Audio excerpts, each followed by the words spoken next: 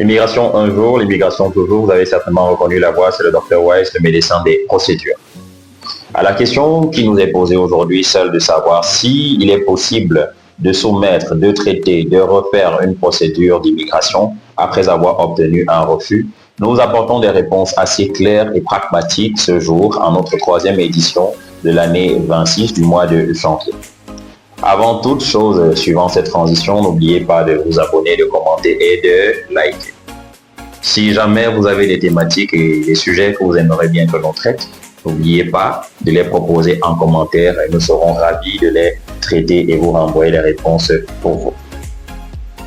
À la question de savoir si après avoir obtenu un refus, il est possible de soumettre et de traiter à nouveau, nous allons traiter cette logique sur l'entremise de deux postulats. Premier postulat, nous dirons un oui. Deuxième postulat, nous dirons un non. Oui, pour quelle raison? Oui, dans la mesure où, ce qu'il faut noter d'entrée de jeu, lorsque l'immigration donne un potentiel refus, il justifie la raison et les motifs pour lesquels ils vous ont autorisé ou alors pour lesquels ils vous ont donné un refus, un rejet, soit-il.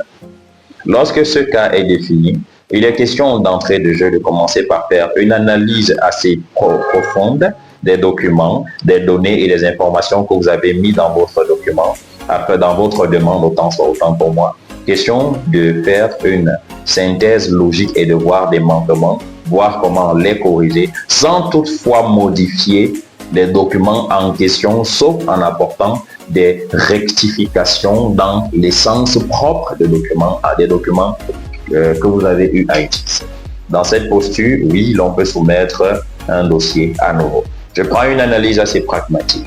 Si vous avez eu un refus de visa côté étudiant, définissant peut-être une insuffisance financière ou alors la capacité financière qui ne tienne pas, ou encore une incohérence sur certaines informations, lors de la possible soumission de seconde ou énième, ce qu'il y a lieu de faire, c'est de commencer premièrement par vérifier ce qu'il en est de la capacité financière en question. Quels sont les manquements? Quels sont les ajouts? Qu'est-ce qu'il y a lieu de faire? Par exemple, je dirais n'importe quoi. L'immigration peut faire la mise à jour, comme ça a été fait récemment, sur les frais de capacité financière actuelle.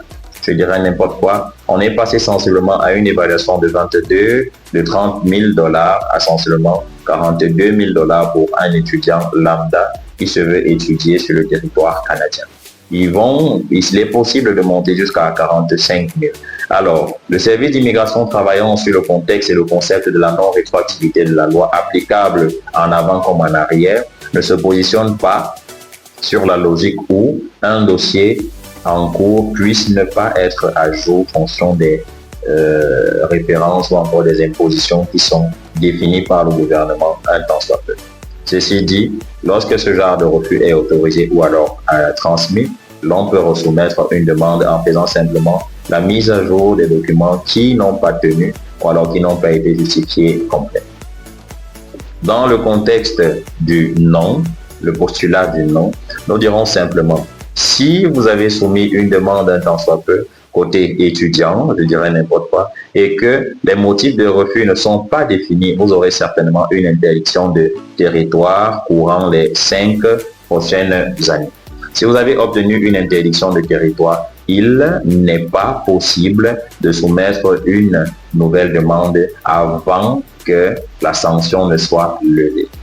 Si la sanction n'est pas levée, vous n'avez aucunement la possibilité de soumettre un dossier à nouveau. Il est question d'attendre juste l'expiration de ces 5 années.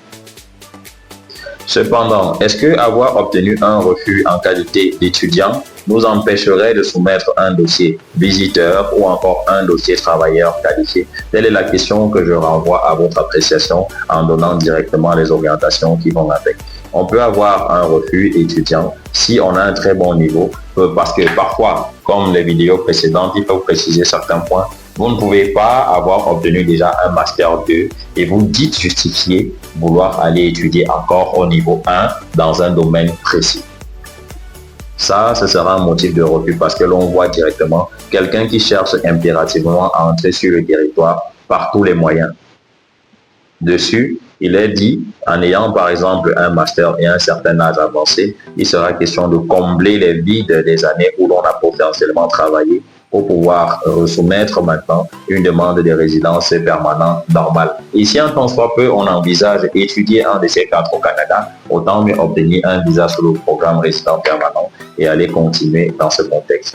Dans cet élan, il sera question de justifier à travers la lettre explicative ou encore des dossiers en cours que nous avons obtenu déjà un refus. Les motifs étaient les suivants. Les documents qui ont été utilisés étaient les suivants avant d'entrer un temps soit peu dans une nouvelle demande qui sera possible.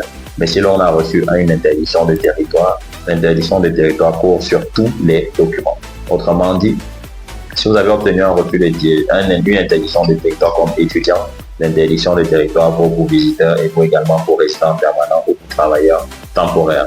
C'était le Dr White, j'espère avoir apporté des éclairages sur votre préoccupation. C'était le Dr White, le médecin des procédures. N'oubliez pas de commenter, de liker et de vous abonner comme précédemment justifié. Nous avons un objectif courant cette période de janvier à février 26, c'est avoir minimum 1000 abonnés pour travailler encore et plus d'arrache-pied afin de vous fournir meilleur de ce que vous attendez de nous. Si vous appréciez notre contenu, n'oubliez pas de partager avec votre entourage afin de sauver ceux qui sont dans l'ignorance. L'immigration un jour, l'immigration toujours. À bientôt.